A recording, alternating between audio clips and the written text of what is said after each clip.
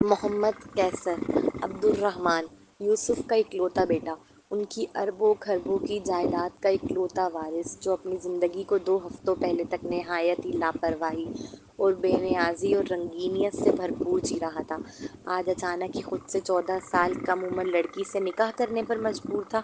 اس نے کبھی نہیں سوچا تھا کہ وہ زندگی میں ایک ایسا دن بھی دیکھے گا جب جیل میں اس کا نکاح ہو رہا ہوگا، اس کے نکاح کے گواہ پولیس والا اور وکیل بنیں گے، اور دلہن تو وہ 5 سالہ بچی ہوگی جو دنیا میں اس کی بانجی کہلاتی ہے۔ Welcome to our channel novels by Hasan Kamal. السلام علیکم لسنر، کیسے ہو آپ سب لوگ؟ آئی ہوپ آپ لوگ سب ٹھیک ہوں گے، خیریت سے ہوں گے، مزے میں ہوں گے، لائف کو انجوائے کر رہے ہوں گے۔ تو جناب، انتظار تو تھا مجھے رازدار محبت کا، لیکن رائٹر صاحبہ نے ہماری نیو ناول لکھ لیا ہے جس کا نام ہے جگنو۔ تو اس کی پہلی قسط ہے جو میرے پاس آ چکی ہے، تو آئیے جلدی سے میں ریکارڈ کرتی ہوں، اور آپ لوگ بھی اسے جلدی سے پڑھیے گا، سنیے گا، جو دل کرے کریے گا، تاکہ آپ لوگوں کو پتہ چلے کہ یہ ناول کیسا ہے۔ تو میں جلدی سے اسے پڑھتی ہوں تاکہ مجھے پتہ چلے کہ یہ ناول ہے کیسا۔ تو آئیے ہم بغیر تاخیر کے اسٹارٹ کرتے ہیں۔ رات کی تاریکی پھیلی ہوئی تھی۔ وہ 19 سالہ حسین و جمیل لڑکا جو جوانی سے بھرپور تھا، اپنے وکیل اور مولوی صاحب کے ساتھ پولیس اسٹیشن میں داخل ہوا۔ ہر طرف ہو کا عالم تھا کہ ان کے فرش پر چلنے کی دھمک تک سنائی دے رہی تھی۔ تھوڑی دیر بعد ملاقاتی کمرے میں ایک قیدی کو جکڑ کر لایا گیا۔ اس کے ہاتھوں میں زنجیریں تھیں۔ اسے اس حسین لڑکے کے سامنے کرسی پر بٹھا دیا گیا تھا۔ اس کے چہرے اور ہاتھوں پر تشدد کے نشانات صاف دیکھے جا سکتے تھے۔ وہ نیند سے اٹھ کر آیا تھا، اس لیے آنکھیں ابھی بھی جھکی جھکی سی ہو رہی تھیں۔ مومن، ہم تمہاری سزا کم کروا دیں گے، بدلے میں تمہیں اپنی بیٹی نایاب کا نکاح محمد کیسر عبد الرحمن یوسف سے کروانا ہوگا۔ نام بہت بڑا نہیں ہے؟ محمد کیسر عبد الرحمن یوسف۔ چلو خیر، آگے پڑھتے ہیں۔ اس کا وکیل تھوڑا سا آگے ہو کر بیٹھتے ہوئے دونوں ہاتھ ٹیبل پر جمائے مومن کی جانب دیکھ نہایت سنجیدگی سے پیشکش کر رہا تھا۔ مومن نے وکیل کی بات سنتے ہی حیرت اور بے یقینی سے سامنے بیٹھے حسین لڑکے کی جانب دیکھا۔ وہ 19 سالہ امیر و کبیر خاندان کا لڑکا آخر کیوں اس کی 5 سالہ بیٹی سے شادی کرنا چاہتا ہے؟ پھر وہ تو اس کا ماموں لگتا ہے رشتے میں۔ یہ رشتہ کیسے ہو سکتا ہے؟ نایاب تو اس کی بھانجی ہے۔ مومن احتجاجاً بول اٹھا تھا، کمرے میں پھیلی زرد روشنی میں۔ اس نے سامنے بیٹھے لڑکے کو بغور دیکھا۔ سگی بھانجی نہیں ہے وہ میری۔ اپنی خاموشی کو توڑتے وہ حسین لڑکا سیدھا ہو کر بیٹھ ابھی ان کی جانب دیکھ سنجیدگی سے کہہ رہا تھا۔ اس کا انکشاف مومن صاحب کو بے یقینی سی کیفیت میں ڈال گیا تھا۔ کیا مطلب؟ تمہاری سگی بھانجی نہیں ہے؟ تمہاری سگی بہن کی بیٹی ہے تو تمہاری بھانجی ہی ہوئی نا؟ مومن اب الجھ کر بول رہا تھا۔ کہہ دیا نا، بھانجی نہیں ہے مطلب نہیں ہے، تم زیادہ ڈیٹیل میں مت جاؤ، بس اتنا بتاؤ نکاح کرنے کے لیے راضی ہو یا نہیں؟ اس بار وکیل نے نہایت سخت لہجے میں استفسار کیا تھا۔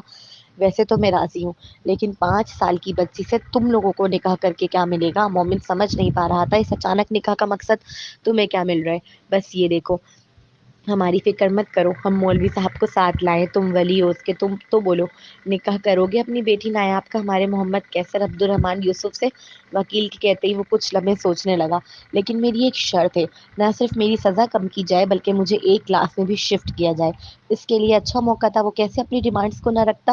ٹھیک ہے۔ وکیل اس کی ڈیمانڈز فوراً ہی مان گیا تھا، جبکہ محمد کیسر اب چیئر سے ٹیک لگائے پرسکون بیٹھا تھا۔ کچھ ہی لمحوں بعد محمد کیسر عبد الرحمن یوسف کا جیل میں ہی نکاح منعقد ہوا، وہ بھی خود سے 14 سال چھوٹی لڑکی سے۔ محمد کیسر عبد الرحمن یوسف کا اکلوتا بیٹا، ان کی اربوں خربوں کی جائیداد کا اکلوتا وارث، جو اپنی زندگی کو 2 ہفتوں پہلے تک نہایت ہی لاپرواہی اور بے نیازی اور رنگینیت سے بھرپور جی رہا تھا، آج اچانک ہی خود سے 14 سال کم عمر لڑکی سے نکاح کرنے پر مجبور تھا۔ اس نے کبھی نہیں سوچا تھا کہ وہ زندگی میں ایک ایسا دن بھی دیکھے گا جب جیل میں اس کا نکاح ہو رہا ہوگا، اس کے نکاح کے گواہ پولیس والا اور وکیل بنیں گے، اور دلہن وہ 5 سالہ بچی ہوگی جو دنیا میں اس کی بھانجی کہلاتی ہے۔ 2 ہفتے قبل رات کے 2 بج رہے تھے، ہر طرف ہو کا عالم تھا۔ ایسے میں وہ اٹھ کر اپنے ننھے قدموں سے چلتی ہوئی اپنی چاچی کے کمرے میں پہنچی۔ اس کے باپ کچھ دنوں کے لیے باہر گیا ہوا تھا، چاچا سمیت، گھر میں صرف دادی تھی۔ جلدی کنڈی کھولو نایاب، یہ اس کی چاچی کی آواز تھی جنہیں کمرے میں بند کیا گیا تھا روزانہ کی طرح۔ جی چاچی۔ اس نے اپنے ننھے ہاتھ سے اس کو اندھیرے میں کھڑے ہو کر زنگ آلود کنڈی کو بمشکل اپنی ساری طاقت لگا کر کھولا۔ شاباش نایاب، تم بہت ذہین ہو بیٹا۔ اب ایک کام کرو، اپنی دادی کے کمرے کی باہر سے کنڈی لگا دو تاکہ ہم نیچے کمرے میں جا کر تمہاری امی کو بھی آزاد کروائیں۔ چاچی کے کہتے ہی اس ننھی بچی کا پورا جسم لرزا تھا۔ اسے دنیا میں سب سے زیادہ ڈر اپنی دادی سے ہی تو لگتا تھا۔ ڈرو مت، ہم بس آزاد ہونے والے ہیں، پھر کوئی نہ تمہیں مارے گا، نہ تمہاری امی کو، نہ مجھے۔ ہم بہت جلد اپنے پیاروں کے پاس ہوں گے۔ وہ نایاب کے ننھے گالوں کو سہلاتے ہوئے حوصلہ اور ہمت دینے لگی۔ نایاب فوراً ہی اپنی دادی کے کمرے کی کنڈی باہر سے لگانے کے لیے آگے بڑھی، جبکہ اس کی چاچی سائمہ فوراً ہی اپنی جٹھانی شال کو آزاد کرانے سیڑھیوں کی جانب بڑھ گئی۔ وہ لکڑی کی ٹوٹی سیڑھیاں نیچے کی جانب جاتی تھی، زمینی حصے میں، جہاں پہلے اسے بھی قید رکھا جاتا تھا، مگر جب اس نے اپنے شوہر آصف کو یقین دہانی کرائی کہ وہ اس سے محبت کرنے لگی ہے اور اب اس کی قید سے بھاگنے کا ارادہ ترک کر دیا ہے، تو وہ اسے اپنی بیوی کی طرح اپنے کمرے میں رکھنے لگا تھا۔ وہ اندھیرے میں سیڑھیاں اترتی، دبے پاؤں چلتی اس قید خانے نما کمرے میں پہنچی، جہاں کی سخت بدبو نے اس کی ناک کے بال تک جلائے تھے۔ اپنی ناک پر فوری کپڑا رکھ اس نے سامنے بے سُدھ لیٹی کمزور سی عورت کو دیکھا، جس کے پاؤں میں زنجیر ڈلی ہوئی تھی۔ سائمہ نے فوراً ہی آگے آ کر اپنے دوپٹے میں لگی گرہ کھول کر زنجیر پر لگے تالے کی چابی نکالی۔ وہ عورت نایاب کی ماں تھی، جو اس لمحے کچے فرش کی زمین پر پڑی تھی، مردہ سی حالت میں۔ وہ سو نہیں رہی تھی، مگر کمزوری کی شدت کے سبب سائمہ کو دیکھنے کے باوجود وہ ہل تک نہ سکی۔ بھابھی جلدی اٹھیں، ہم نکلیں گے آج یہاں سے، اٹھیں۔ سائمہ نے زنجیر کھول کر اس کا ہاتھ پکڑ کر اپنی پوری طاقت سے اٹھایا۔ وہ سوکھی گھاس پر لیٹی ہوئی تھی، جس میں سے گائے کے گوبر اور پیشاب کی سخت بدبو آ رہی تھی۔ دوسرا کوئی اس کی جگہ ہو تو سانس نہ لے سکے، مگر وہ تو عادی تھی، اسے تو فرق بھی نہیں پڑ رہا تھا۔ سائمہ نے بڑی مشکل سے اس کے وجود کو سہارا دے کر اٹھایا۔ بھابھی ہم نکل جائیں گے آج اس قید سے، بس تھوڑی سی ہمت کریں۔ سن رہی ہیں نا آپ بھابھی؟ وہ اسے کھڑا کر چکی تھی، مگر وہ بے جان سی گڑیا کی مانند، جس کا چہرہ تھپتھپاتے سائمہ اسے ہوش میں لانے اور ہمت کرنے کا حوصلہ دے رہی تھی، مگر اس نے نہ سنا۔ سنتے تو زندہ ہے، وہ زندہ ہی کب تھی؟ جیسے تیسے کر کے سائمہ اسے سہارا دے کر اوپر لے آئی۔ اتنے میں نایاب بھی دادی کے کمرے کے باہر سے کنڈی لگائی تھی۔ نایاب تم بہت ذہین ہو، مجھے تو لگتا ہے خدا نے تمہیں میری اور تمہاری ماں کی مدد کرنے ہی دنیا میں بھیجا ہے۔ سائمہ بہت شکر گزار تھی اس ننھی پری کی، کیونکہ اگر وہ نہ ہوتی تو کبھی بھی وہ اس جہنم سے آزادی کا خواب دیکھنے کی جرات نہ کر پاتی۔ وہ نایاب ہی تو تھی جو دادی کے دوپٹے سے زنجیر کے تالے کی چابی لے آئی تھی۔ جب اس نے اپنے باپ اور چاچا کو شہر جاتے دیکھا کام کی تلاش میں، چاچی یہ پیسے میں نے دادی کے صندوق سے نکال کر جمع کیے تھے، اب ہم آرام سے شہر جا سکتے ہیں۔ وہ کھلے صحن میں کھڑے تھے باہر دروازے کے پاس، جب نایاب نے سائمہ کے ہاتھ میں کچھ پیسے پکڑائے، جو وہ اپنی دادی کے صندوق سے وقفے وقفے سے تھوڑے تھوڑے کر کے نکالتی رہی تھی، تاکہ دادی کو شک بھی نہ ہو اور پیسے بھی جمع ہوتے رہیں، تاکہ وہ شہر جانے والی بس کا کرایہ ادا کر سکیں۔ چلو جلدی نکلتے ہیں، اس سے پہلے کسی کو خبر ہو۔ سائمہ نے سامنے چارپائی پر رکھی اپنی ساس کی چادر اٹھا کر اپنی بھابھی پر ڈال کر انہیں کور کرتے سرگوشی والے انداز میں کہا، پھر وہ تینوں مین دروازے کی کنڈی کھول کر باہر نکل گئیں۔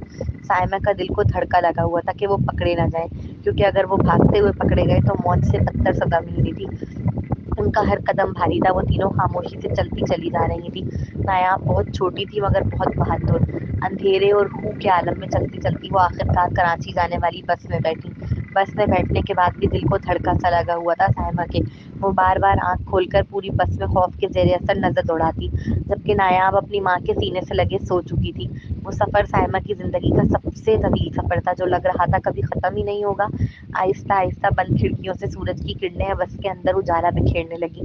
یہ اجالا ان کی زندگی کے سارے اندھیروں کو ختم کر دے، اسی دعا کے ساتھ وہ کھڑکی سے باہر کی جانب دیکھ رہی تھی۔ ہم کراچی پہنچ گئے۔ نایاب کی آنکھ کھلی تو بس رکی ہوئی تھی۔ اس نے پرجوش لہجے میں استفسار کیا، نہیں ناشتے کے لیے روکا ہے بس کو؟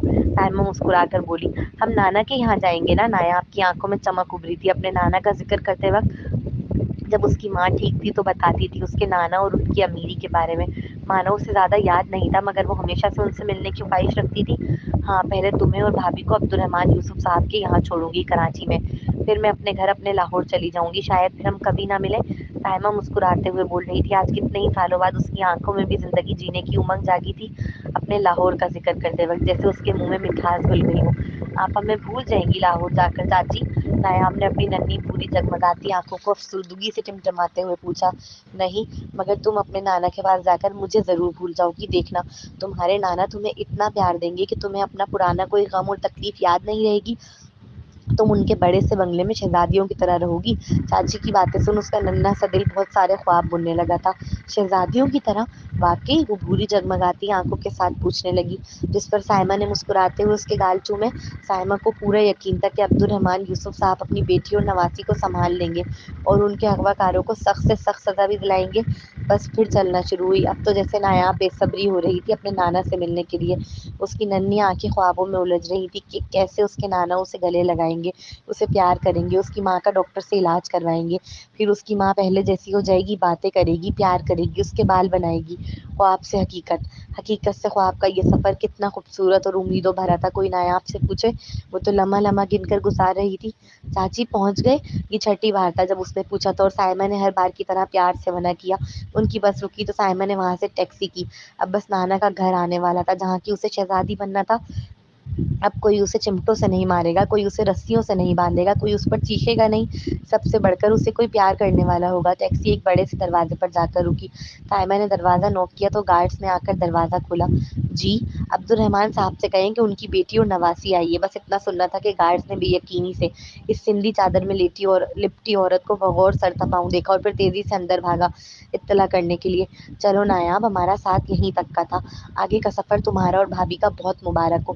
سائمہ نایاب کو پیار کر کے اور اپنی بھابھی سے گلے لگ کر روتے ہوئے ان کی پیشانی چوم کر واپس ٹیکسی کی جانب بڑھ گئی.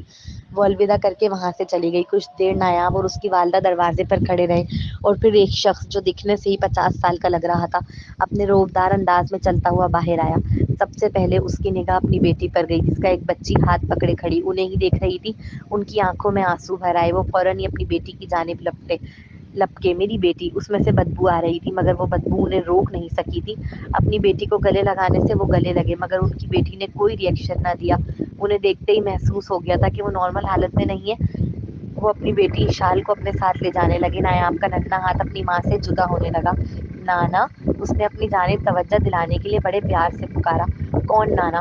ضرور تو اس آدمی کی ہی گند ہے جس نے میری بیٹی کا یہ حال کیا ہے. نکالو اسے یہاں سے. کون سی محبت، کون سی شہزادی، کون سا نانا اور کون سی نوازی. انہوں نے تو پہلی ہی نگاہ میں اسے دیکھتے ہی اسے گند قرار دے دیا. وہ دیکھتی رہ گئی. اسے کوئی پیار نہیں کیا گیا، کوئی گلے سے نہیں لگایا گیا، کوئی اس کی پیشانی نہیں چومی گئی.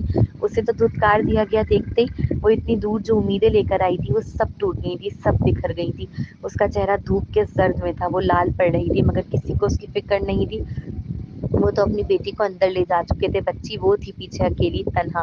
کتنی دیر دھوپ میں کھڑی رہی اور کب تک کھڑی رہی کچھ خبر نہیں. بس وہ کھڑی تھی، اس بڑے سے مینشن کو دیکھ رہی تھی. اس کے پاؤں جل رہے تھے دھوپ کی تپش سے. وہ چپل پہنی ہوئی تھی مگر چپل تھوڑی ٹوٹی ہوئی تھی جس کے سبب اسے محسوس ہو رہی تھی دھوپ کی جلتی کرنیں اپنے پاؤں کو جھلساتی. لیکن اس کے باوجود وہ ہل تک نہیں رہی تھی. اس کی آنکھوں میں بس آنسو ہی آنسو تھے. اس کے پاس تو کوئی پناہ گاہ نہیں تھی. سائمہ بھی جا چکی تھی.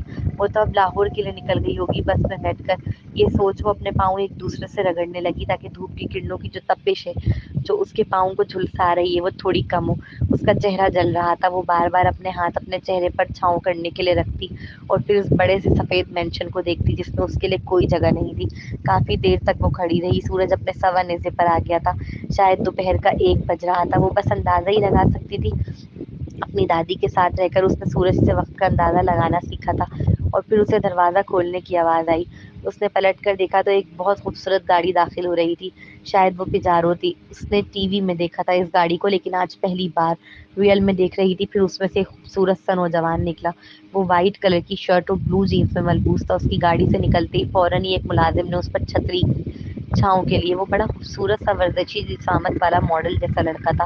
وہ نہایت پروقاریت بھرے انداز میں چلتا ہوا وہاں سے گزرنا لگا.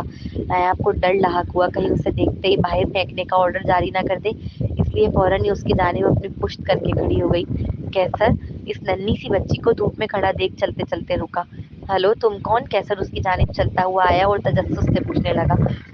وہ کالج سے آ رہا تھا. اس ننھی بچی نے جواب نہ دیا تو اس نے ہلکا سا اس کے کندھے پر ہاتھ رکھ کر تھپتھپایا. ہلو تم سے بات کر رہا ہوں. ایک لمحے کے لیے اسے لگا کوئی فقیر نہیں ہے جو گھر میں گھس آئی ہے. اس کے کپڑے بھی تو گاؤں میں پہننے جانے والی سندھنوں جیسے تھے. لال کلر کی فراک، اس پہ لال پاجامہ ڈھیلا ڈھالا سا اور کمر پر ڈلی موٹی سی چوٹی. جی؟ نایاب ڈرتے ڈرتے مڑی. سیاہ گہری آنکھیں ان بھوری جگمگاتی آنکھوں سے ٹکرائیں. کچھ ہوا. پورے جسم میں شدید گرمی کے باوجود ایک سرد لہر دوڑی. وہ ساکت نہیں ہوا تھا لیکن وہ بول بھی نہیں سکا تھا. وہ قسم کھا سکتا تھا کہ اتنی خوبصورت آنکھیں اس نے پہلے کبھی نہیں دیکھی. بوڑھی جگمگاتی آنکھوں پر بڑی بڑی بھیگی پلکیں، اس کی خوبصورت چمکتی آنکھیں جیسے کوئی جہاں آباد کیے ہوئے اپنے اندر۔ شدید گرمی میں بھی ایک ٹھنڈک کا احساس ہوا، ٹھنڈے ہوا کے جھونکے کا۔ ماسٹر کیسر، یہ بچی آپ کی بہن کی بیٹی ہے۔ بس ملازم کے ان الفاظوں کا اس کے کان میں پڑنا تھا کہ وہ شوق کے عالم میں اس ملازم کی جانب مڑا اور پھر دوبارہ اس بچی کی جانب۔ اب وہ اس کا سر تا پاؤں جائزہ لینے لگا تھا۔ اشال بی بی گھر آ گئی ہیں مگر ان کی طبیعت ٹھیک نہیں ہے بالکل بھی۔ کیسر یہ جملے سننے کے بعد کچھ لمحے ساکت سا رہا۔ بہت کچھ تھا جو اس کے دماغ میں چل رہا تھا اس سمے۔ تمہارا نام کیا ہے؟ اس نے نایاب کو دیکھ بہت نرمی سے پوچھا۔ نایاب، وہ تیزی سے بولی۔ جگنو ہونا چاہیے تھا، بے اختیار سا کہہ اٹھا وہ۔